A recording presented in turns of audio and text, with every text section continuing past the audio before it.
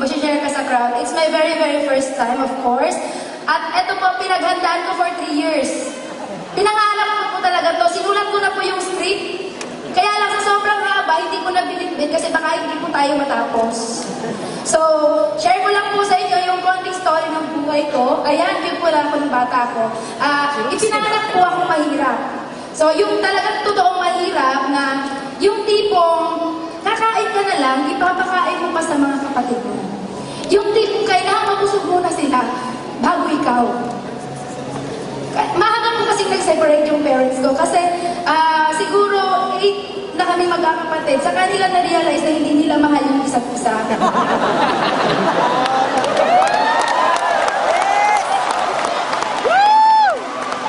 Tapos po, syempre, na-realize nila na hindi nila mahal yung isa't isa. Nagkanya-kanya sila.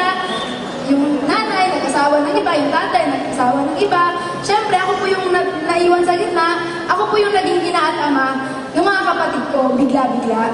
Wala pa akong choice, hindi ko po sila pwedeng takbuhan. Kasi mga mahal ko po sila. So, nung nag-edit po ako, nangarap din po ako na sana isang araw, hindi ganito, yung mabuhay naman tayo na kumain tayo ng maayos. Then, one time, binigay ni God yung opportunity na makapag-abroad ako sa maling paraan. Kung yung mga OFW, nag-abroad for contract na mga 3 years, ganun-ganon, kontrata din po ako sa Japan. Marriage contract nga lang. Renewable. No? Magpapalit ka ng asawa. Ganun po yung nangyari sa akin. It's a very big sacrifice kasi kailangan kong lunukin ko ano yung lahat ng pwede kong lunukin para sa pamilya ko. Para sa mga kapatid ko. Then sabi ko dati, I was 18 years old that time, pumunta ako ng Japan. Sabi ko, yes, ito na to. Pangarap na bahay, sasakyan, savings, makukuha ako dito. Kailangan mag 26 years old na ako. Meron na ako lahat niyan. Kaya lang ang 26 years old na ako, nangyari guys. Wala lahat yun. Parang, ano nangyari pagharap ko sa salamin? Rosie, tumatanda ka na, pumapangit ka pa. Gusto mo ba yan?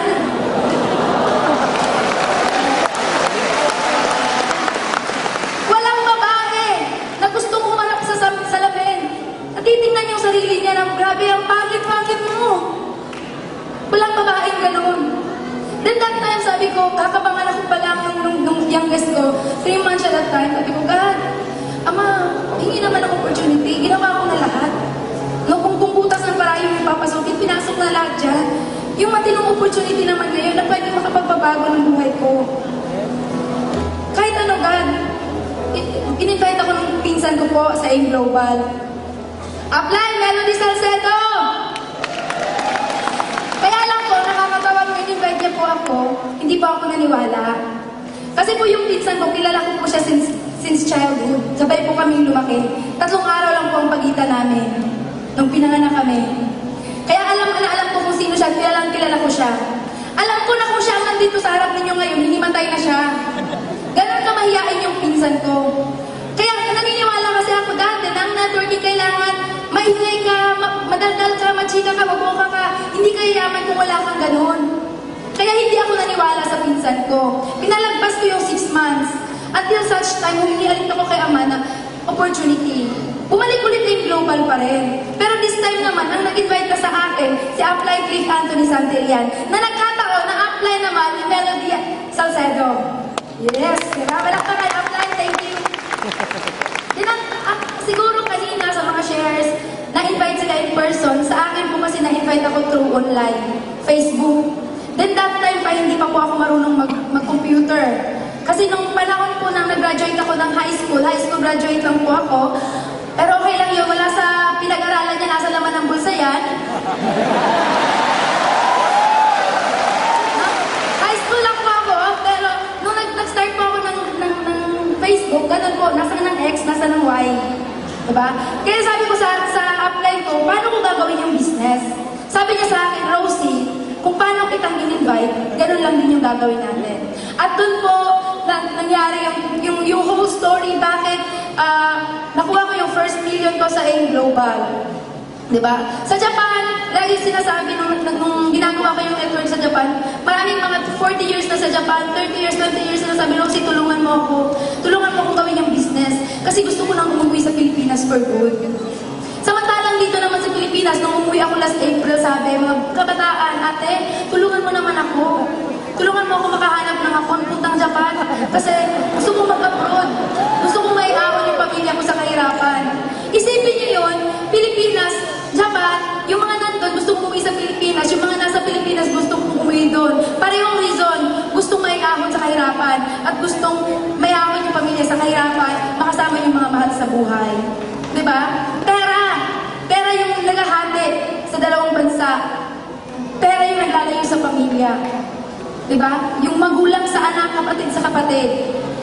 Akala ng iba, OFW, bayani. Oo, pagpalagay na natin, oo, yes. Marami na tutulungan yung mga OFW. Pero yung mga OFW, marami din pamilyang sinira. Mga anak na nagkaanak na lang din nang wala yung mga magulang. Diba? Guys, eto lang po yung nagpagising sa akin. Sa lahat sasabihin ko po sa inyo, ngayon na, last na to, promise. Bigyan niyo yung mga sarili ninyo ng 5 seconds. 5 seconds para tanungin yung sarili ninyo. Kung yun bang mga buhay na meron kayo ngayon, yung buhay na tinitirhan ninyo ngayon, yan ba yung buhay na gusto ninyo? Kasi kung yan ang buhay na gusto ninyo, ituloy nyo yan. Walang problema dyan. Diba? Pero kung hindi yan yung buhay na gusto ninyo, baguhin ninyo. Yun ang ginawa ko. Iniwan ko po yung Japan. Last April, umuwi na po ako dito for good. Diba? Dati po yung bahay namin, kuko, na kapag umuulan, hindi mo na kailangan ng balde. Tayo ka na lang talaga. Kasi wala ka nang mahihigaan. Nung nag-Japan pa ako, nagbago naman siya ng konting-konti lang. Pero ganun pa rin. Pero nag-dream global na po ako, binili ko po yung bahay namin, ngayon ng mga anak ko, dyan sa Davao, worth 4 million. Then last Wednesday lang po, sabi ko, hahataw muna ako. After yung bahay, sabi ko, hahataw muna ako talaga. Mga 6 months pa bago ako maglalabas ng sasakyan. Kaya sabi ko, paano ako makakahataw sa buong Mindanao kung wala akong sasakyan? Last Wednesday po, hindi sinasadyang na ilabas ko po yung Ford Everest ko. Kulay red, para lang. Thank you so much. Sana may natutunan kayo sa mga sinabi ko. And of course, Avon Dragon! Mga Dragon! Thank you so much sa suporta sa grupo. Upline Alburo family, thank you so much. At lalong-lalo na sa aking mga international partners from Hong Kong, Riyadh, Singapore, Cyprus, Canada, at lahat-lahat na. Thank you po. Maraming salamat.